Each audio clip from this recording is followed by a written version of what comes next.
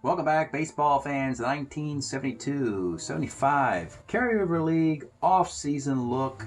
Tonight, looking at keeps players, 4 players per team that they want to be kept.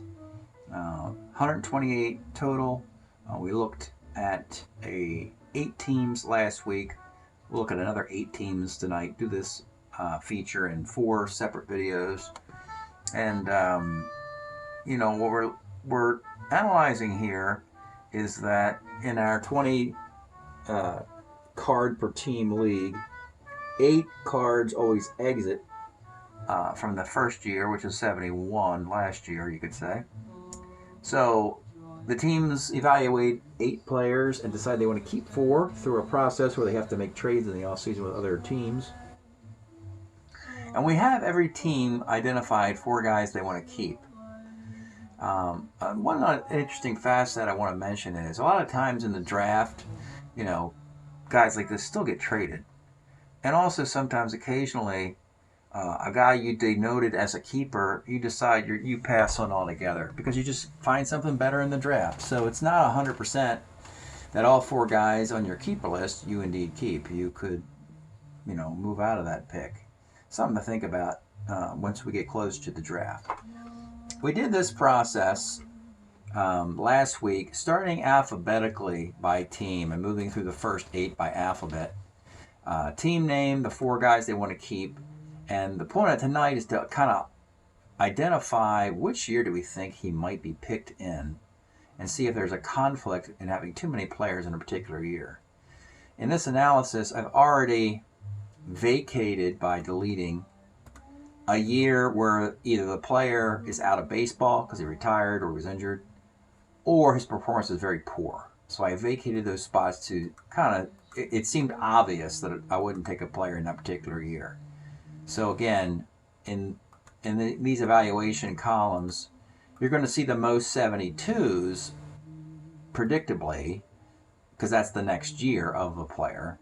So his availability should be there most time, and it should get smaller and smaller and smaller. And then when you're 4 years out of availability of a player, you see often he becomes vacated as he's 4 years older, probably not good or retired by then. So that's what the numbers mean. The blue means we really like a player in a specific year, and what we want to identify in this process is that we don't want too many guys in one specific year. Otherwise, it creates a problem on how to get them all in the league at the same time. What we have on the board from last week is the first team, Arizona, has exactly that problem in the year of 73. So you can only take 2 players from any year. It's an 8-round draft, so 2 guys from 72, 2 from 73, 2 from 74, 2 from 75. 4 of them are keepers. Half of the 8 guys, you know who you're going to draft. It's the other 4 guys are the variables. These are your constants, and the 4 variables are guys needed to replace players you've put on waivers or retired. So in the case of Arizona, they believe that Steve Braun, Merv Retman, and Pat Jarvis, that their best year coming up is all in the year of 73. So the only way they could select all 3 of these guys in the year of 73 is if they made another deal and vacated one of their current players in that year and moved it to a different one. And by vacating, let's go look at Arizona again. These are the players for them in the year of 73. These are current players on the team: Dick Bainey, Hal Breeden, Reggie Cleveland, and Dave May. They'd have to say, let's vacate and move one of these guys into a different year. That way we can create places for Braun, Retman, and Jarvis to enjoy their 73 cards. So that's how this process of evaluation is done. And we looked through alphabetically the first 8 by team, ending with the 2 Chicago teams. And this is where we're going to pick up tonight, with a second group of 8 alphabetically. And we're going to begin tonight with the Cincinnati Reds, who had a terrible season. So they won the World Series 2 years ago, and in defending the crown, it fell apart, and they finished out of the playoffs altogether. So it was a bad year for Cincinnati. historically, if you look back in the early 70s, you did see Johnny Bench had a mediocre year in there. So it's plausible, I believe, in 1971, Cincinnati wasn't particularly fantastic. So that slump can be explained.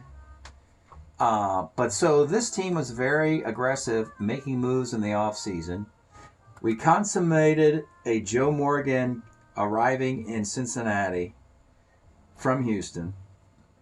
Perez is coming back to take over Lee May's spot at first base.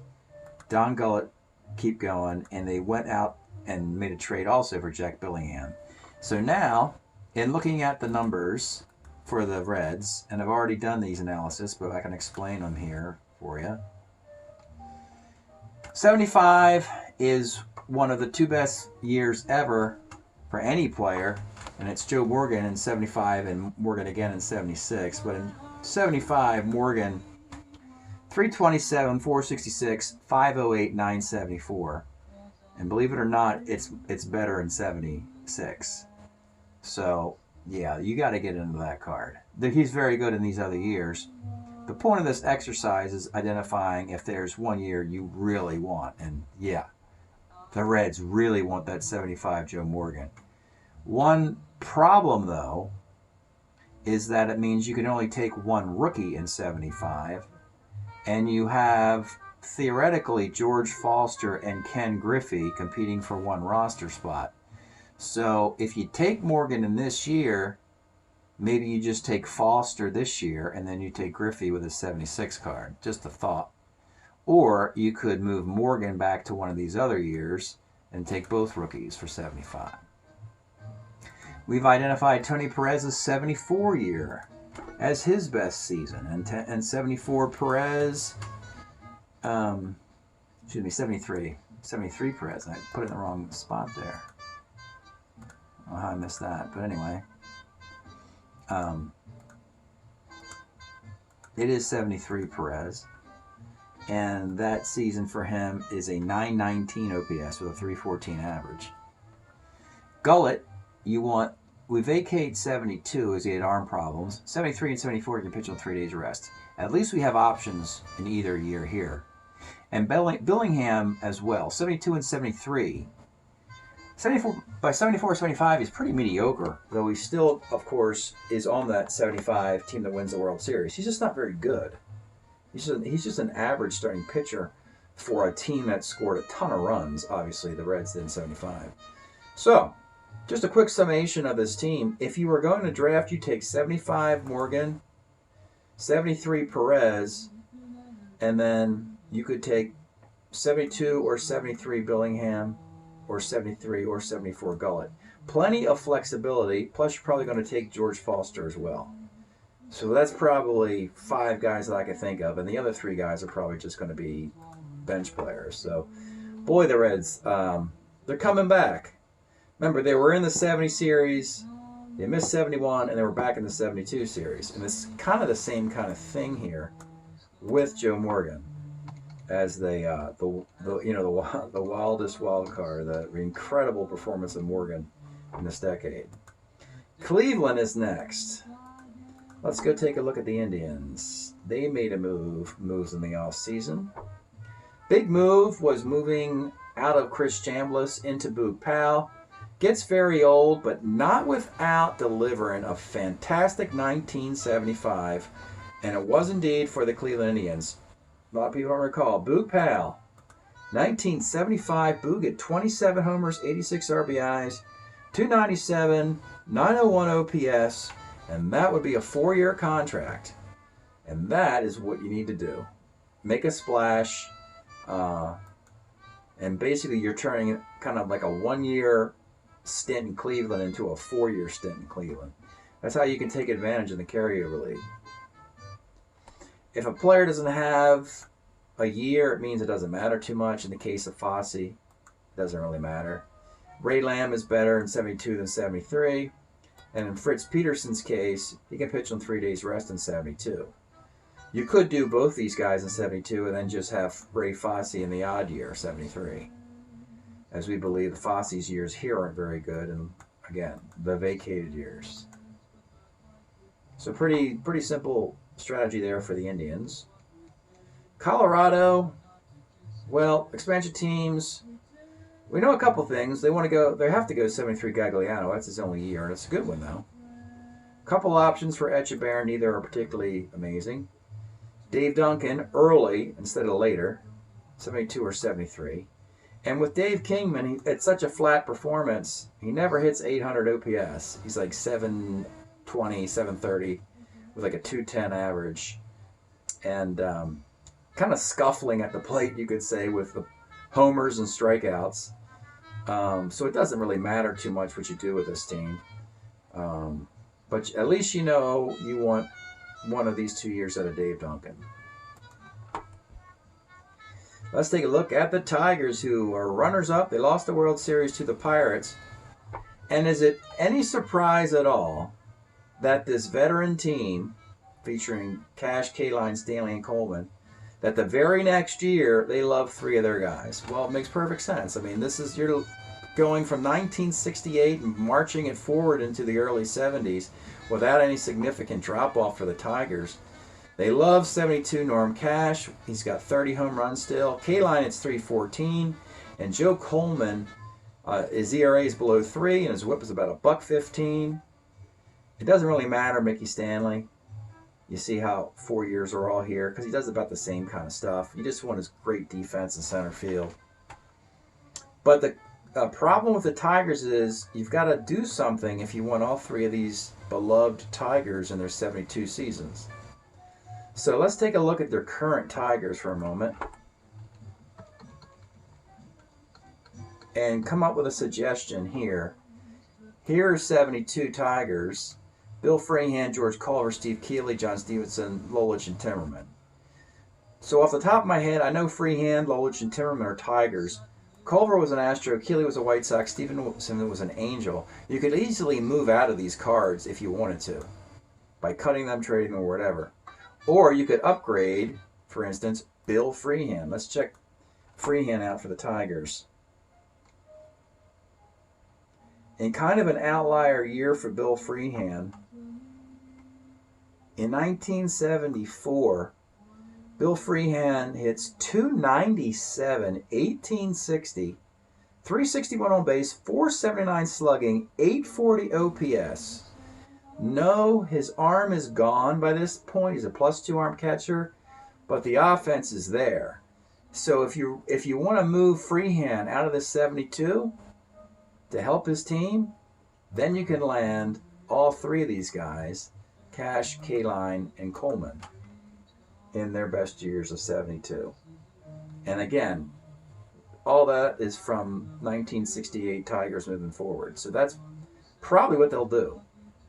Be one of the oldest teams in baseball, but a team that has been to the World Series in 3 of the last 6 years for the American League.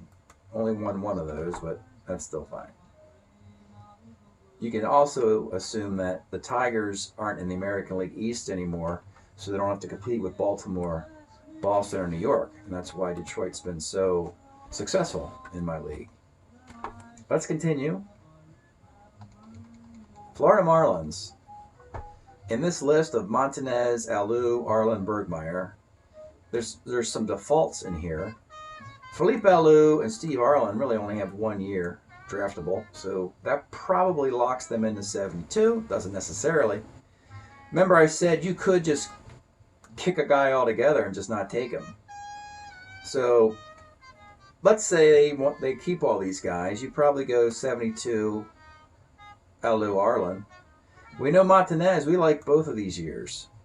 So whichever year you don't take, you take Bergmeyer in it. And that's how you keep all 4 of these guys. You know, Florida is an expansion team. They don't have a high level of expectation. They just want to compete and try and put a competitive team together. And, you know, they really are probably the most disadvantaged team when you look at the whole spectrum. Because at least Arizona and Colorado, Las Vegas and Portland are in a division by themselves. Somebody wins that division. In the case of Florida, they got to compete with Hank Aaron's Braves, Tom Seaver's Mets, and now Mike Schmidt's and Steve Carlton's Phillies. it's really hard for this team to be successful. There's just no sugarcoating that. Next up is Houston. Also a big player in the offseason, but they got some really nice pieces in this. Just a footnote here. I would have loved to hold on to Jimmy Wynn and Joe Morgan and just to see what happened.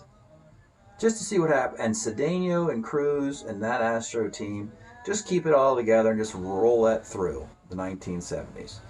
But, you know, I wanted to come close to Major League Baseball, matching up traditional Major League Baseball as I could. And the problem is we know Houston's going to lose 100 games in a few years. So we know it didn't work and the farm system didn't produce. But at least here, in making the moves, they got some really nice pieces, did the Astros. So there's nothing to feel bad about for Houston. They got some nice pieces coming forward. Let's go take a look here. Tommy Helms. So 3 nice years, but 73 stands out. And why? Let's find out. So he's a 2 defensively. He's not a 1 anymore, but he's a 2. And 74, he turns into a 3 second baseman. So we still want him as a 2. And that's the year he hits 287. So his highest batting average and best defense is 73. Steve Mangori, a pitcher who actually pitched for Cleveland and Kansas City, was part of an all-season deal for a team. The Astros had really bad left-handed pitching. No more. Mangori has a nice year in 74 with a 112 whip and a 281 ERA. And Dave Roberts actually was their property. They acquired from the Padres. He was a Padre in 71, but they went out and made the deal to get Dave Roberts. And in 73, Dave Roberts can pitch on 3 days rest with a 285 earned run average. So obviously they can take the Helms and Roberts cards in 73, Mangori in 74, and Ken Forsch is a consistent pitcher. You like to have somebody who you can plug in into any year. Fill in the gap of a year that you're missing. And Ken Forsch is the guy you used as a versatile draft pick. A couple more teams, and then we'll call it for tonight. Kansas City Royals. They went out in the offseason to find a catcher, and they found Fran Healy. Does very well. Patek and Rojas are rolling it back, and of course Splittorff. It's a lifetime Royal. In the case of Fran Healy, he actually has a very nice year for them in 1973 and in 74. In 74, he has 514 plate appearances with a 718 OPS, is pretty good. In 73, statistically, he's a little bit better. He's a 276 hitter, 757 OPS, minus 1 arm catcher. So that's why we have 73 denoted for Healy. In the cases of Patek and Rojas, again, consistency. They consistently are kind of mediocre, really. Nothing spectacular stands out. In the case of Patek, you'd like to find a AA stealing card amongst those years. Looking at Patek and looking at the stolen base caught stealing, and I can't really, obviously I'm going to have to look at the Strat-O-Matic cards. Patek steals 33, 36, 33, and 32. So the caught stealings go into double digits in 73 and 74. So I don't know if he's going to be a AA all 4 years, maybe just one or two of those years. Rojas, you want him as a 2 second baseman. He is. And believe it or not, we like Splittorff in 72. What's interesting about it is the comparison of Splittorff between 72 and 73. So 73, Paul Splittorff wins 20 games. But obviously, 1-loss record is a very deceiving stat if he gets a lot of run support. We saw Ron Bryant win 24 games in 73, and Giants took a different card. And with Splittorff, we think his 72 season is actually better. He's 12-12, 3.13 ERA, a 1.18 WHIP. So his ERA his WHIP's 20 points better, and his ERA is almost a full run better in 72. That's why we highlighted it there. So that we don't get swayed by the 20-win season in 73, that we go with it, what we think is his best year here. And again, this is the luxury of Patek Rojas. It doesn't really matter which year you put them in. So you could theoretically get 2 rookies in each of these years, 74 and 75, and then just have, Rojas and Patek alternating, complementing Healy and Splittorff, if you like a bunch of young Kansas City players as they start to put that, playoff team together. And lastly tonight, let's do the Dodgers, and then we'll call it. Dodgers have 2 traditional players, Willie Davis and Andy Messersmith, and 2 guys that went out and signed as a free agent. Willie Davis to the Expos for Mike Marshall is not happening yet. And I don't know if it's going to happen or not. We have to decide the value of Marshall with that 74 card and see how vital it is to the success of the LA Dodgers. It's one of the things I've been disputing if they really need him. So right now, Willie Davis is going to stick around. 72 and 3. Let's go down to the Dodgers here. What we really like, he still has that brilliant defense in center field. He's still a 1-1 in 72 and 3. So you got to go with that. Keep him as a 1. And probably the first time I've highlighted 3 years. So Messersmith, just stay at 72. He's okay as well, but he can't pitch on 3 days rest. Messersmith is outstanding 73, 74, and 75. So that's comforting, knowing that you're going to get one of the best pitchers in the league. Probably, if you added up the 3 years, Messersmith might be one of the best pitchers in all of baseball in 73, 4, and 5. He's got a collective whip below 1.10. It's 09, 09, and 05. And he pitches 900 innings. And his ERA is around 250. He doesn't have the great win-loss record, but, it's just the Dodgers are in great shape with Messersmith being the ace now. Well, Sutton technically will be the ace with his 72 card, but Sutton and Messersmith, Claude Osteen, Tommy John, the Dodgers still have one of the best rotations in baseball. The Dodgers might need to make that move to win the division and see how deep they can go in the playoffs and see if they can get to that 74 World Series that they went to for a traditional Major League Baseball. They don't go back to a World Series until 1977. And the last 2 guys, these are guys, the Dodgers had a weak bullpen. It was Jim Brewer plus 3 guys, 3 dudes, who I don't even remember who they were. It was like the starting pitching of the Dodgers and Jim Brewer. So they actually went out and found a couple guys who had nice seasons that teams just could not afford to keep. And usually if you've got like 5 or 6 guys you want to keep here, and we can only have 4, usually right-hand relief pitcher is the guy that gets pushed to the side. So the Dodgers went out and looked for those particular guys, and they found Frank Lindsay and Barry Lersch. Probably your 1-year rentals, as 72 is their best year, which is fine because Frank Lindsay and Barry Lersch don't have an attachment to the Dodgers, so I could see how these would be 1-year wonders. Then you would take Willie Davis in 73, and then any of these Messersmith cards. If you went with Messersmith 73, then you can go with a bunch of rookies for the Dodgers in 74, 75. So that is it tonight. We've looked at half of the league's keepers. We're going to continue this for the next 2 Tuesdays as we, tighten up our overview of the off season. Looking forward to this league's draft, which will happen in March of 2024. Thanks for checking this out, folks. We'll see you next time.